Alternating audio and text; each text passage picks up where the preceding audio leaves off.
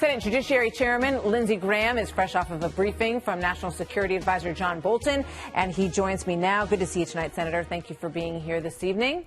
Thank you. Let's start right there with what you were told by John Bolton, and then I want to show you what one of your colleagues said about the meeting.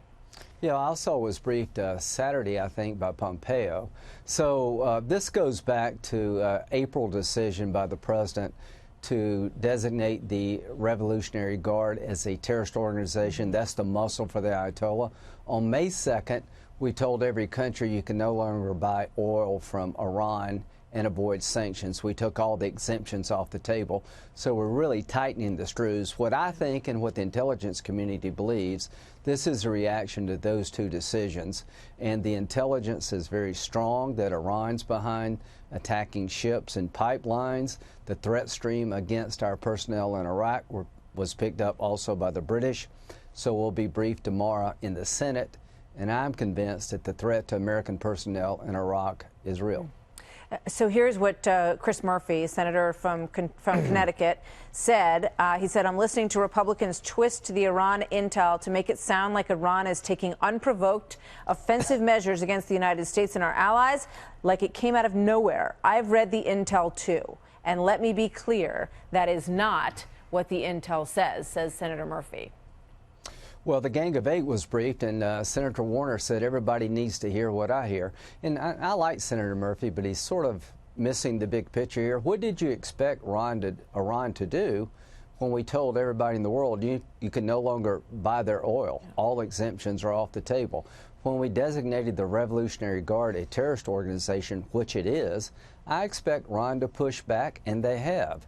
And I expect us to let Iran know what will happen to them if they attacked American interests in Iraq or anywhere else. Yeah. Who do you think blew up the pipeline, and who do you think attacked these ships?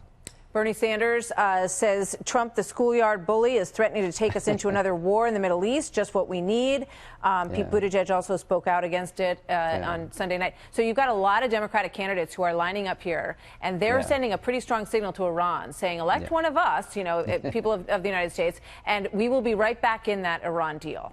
Well, you don't have to believe me or Bolton or Pompeo, but we're going to have the Secretary of Defense and the Chairman of the Joint Chiefs, Joe Dunford, who has a tremendous credibility. They're going to brief us tomorrow. But you have to be kind of blind. These are the same people, Bernie and others, and Murphy, who thought it was a good idea to give the Ayatollah $150 billion in sanctions relief, and they can't believe he didn't build roads and bridges. These are the people that sold us the Iran deal. These are the people that told us there's no crisis at the border.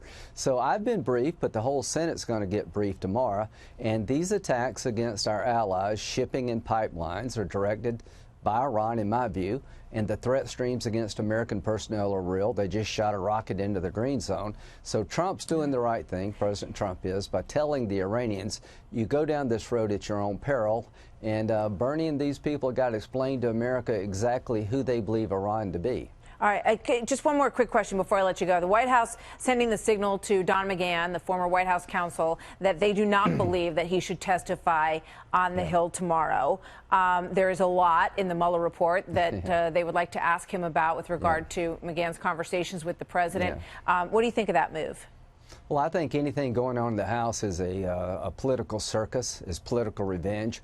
Mueller was the person that I trusted to be fair. Don McGahn testified to Mueller for about 30 hours. They gave Mueller 1.4 million documents. What Nadler is doing is a political effort, and if I were the White House, I would not empower Nadler in his efforts to try to take the president down. Mueller's decision matters to me, not Nadler. I could care less what Nadler thinks. Mueller was the final word on all things Trump for me. So you think it's right for the White House to say, nobody, let's not. I know you said it's case closed, that they want to shut this down.